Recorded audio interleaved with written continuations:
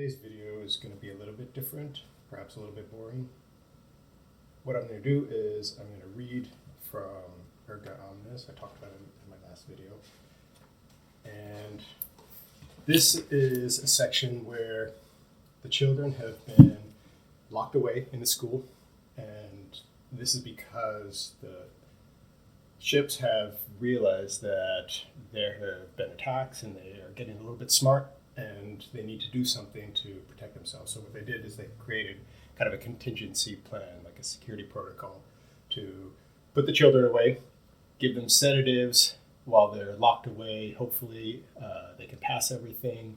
And if they come out, they've been sedated and the trauma should be a little bit diminished, mitigated. So that's the idea. And this moment is when the parents have been called to the armory and they have brought their children to the school and they're registering them for like a chain of custody kind of thing. And the children are going back to the school and this is the last moment that they see their parents. So this is the transition. This is when the children start to really get impacted by the conflict that is just forming. All right, here we go. They were alone, the same as all the others in the crowded assembly hall. No one played in there, nor did they take off their bags, lovingly put on by someone now gone. Then something happened. The youngest children began to forget the first, and found their way to their favorite areas to meet up with friends. It worked its way up until only the youths stood around waiting for some instructions to animate them again. This had all been arranged, predicted. The teachers dispersed to organize their designates from among the older children, none of whom were over the age of 13, the cutoff for the security training.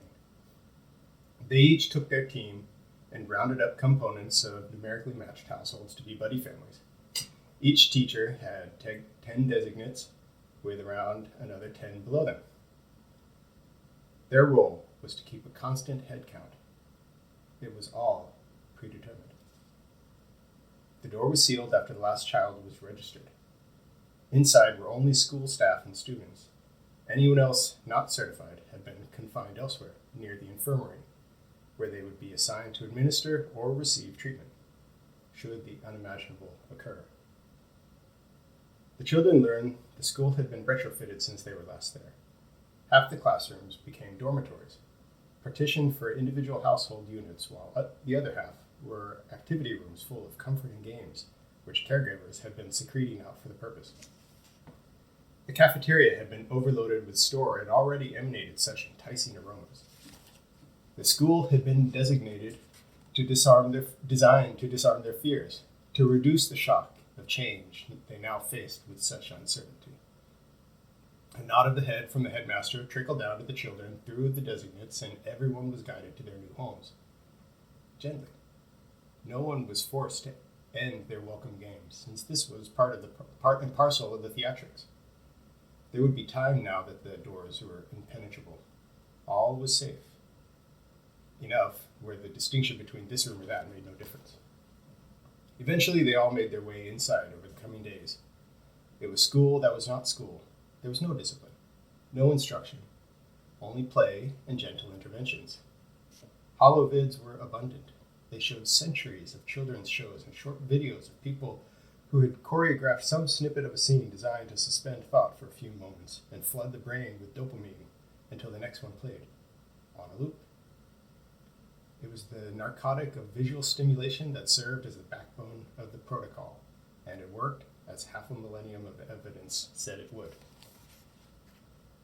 They never noticed the sound of a collision after the third day, but they did notice the vibrations and popping sounds outside the door, which began the following one. Another nod from the headmaster, who hadn't slept, cascaded down to the designates, whose eyes were huge and darted around to find all their children and usher them into the activity rooms. They were no longer gentle, but not yet stern. Children were moved irrespective of their game, but the protest ended once they saw the feast of sweets awaiting them. They called in the laggards until the entire school moved into reinforced safe rooms, each sealed shut without the teachers inside. Without delay, the designates began to adhere small colored stickers onto everyone's arm. What is it? Isn't it fun? Look, I put it here on your hand like this, see? Now you have one too. Zifa took her sticker over to show her sisters, along with a bowl piled high with cookies from the table. As she moved to sit down and watch the show, she felt the room fill with marshmallow pillows as she seemed to put on an invisible helmet with warm, tingly goggles. Suddenly, she forgot the cookies, and her sisters, and the holovids as it continued on with an old cartoon. They were all there, just right there. But somehow, at the end of some tunnel, and she was no longer worried. Even the loud thuds on the other side of the door were far away and unimportant. Anani, where is Anani? Komi, have you seen him? Where is Anani? I think I saw him over there with Owen. Okay. Zifa, I'm sleepy. Me too. Come here, it's really soft here. It's soft here too. Do you think Mama's coming today? I think so. Okay.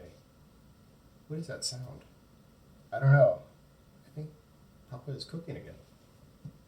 I'm not hungry. Can you tell him for me? One by one, they all descended deep into the marshmallow, some faster than others. A few slept. Those who did not used sightless eyes to watch the show while lights were slowly dimmed. It was nice.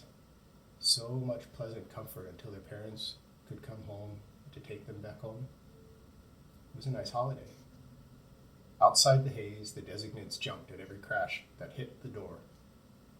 Those who did not double or triple up on stickers were frozen in place, tears streaming down. The noise came from inside the school, where they had been only an hour before.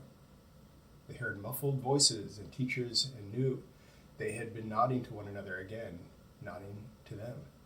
Don't open the doors. Pop! Another sticker for the needy. Marshmallows descended everywhere. I don't hear anything anymore. Does that mean they're all dead? Garvey had declined the sedative and stood watch as the oldest in the room. He was carefully listening to the sound of the battle, hoping to hear some sign it was time to open the door and go home. Quiet was confusion, and he needed certainty. What if they're all dead and we're stuck in here? No one was listening anymore from inside their helmets. The quiet faded with another crash so loud it shook the room and dislodged some children from their mountain of pillows. And another. Voices and yelling, screams halted. He listened in terror at something hidden and powerful so close. Then even the helmets were insufficient to hide the force of weaponry, so he began to make his rounds, distributing more stickers to anyone who rose up and shrieked at the door that held to its fastenings despite such deafening crashes. The holovid held, the rest fixated onto nothingness, and he was so afraid for himself at this point that he nearly fixed one sticker on his own arm, just to shut out the terror. It was his right, but he managed to hold off when he saw how no one else stood in the room. He was alone, the last one to make the choice, so the choice itself disappeared. Instead, he curled up with his brother and screamed into a pillow until the last of the roar passed. His head swam from concussion and pressure, but the sound outside drifted further away.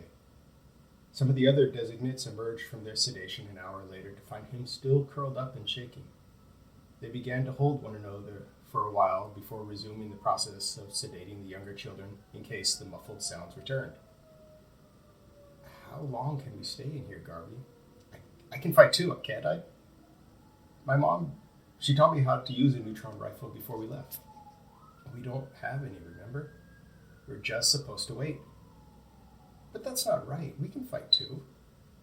Why do they have to lock us in here with nothing to defend ourselves? They said we might survive if we just wait. That's what we have to do.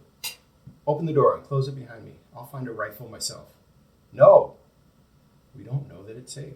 Just take another sticker if you can't do that, because if you open the door, then something might get us all. I want to find my mom. She needs me.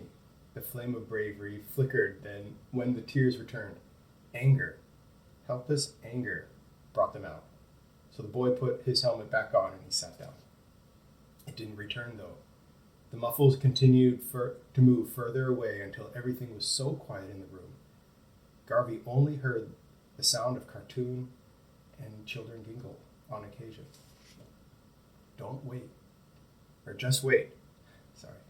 Just wait. Don't open the doors.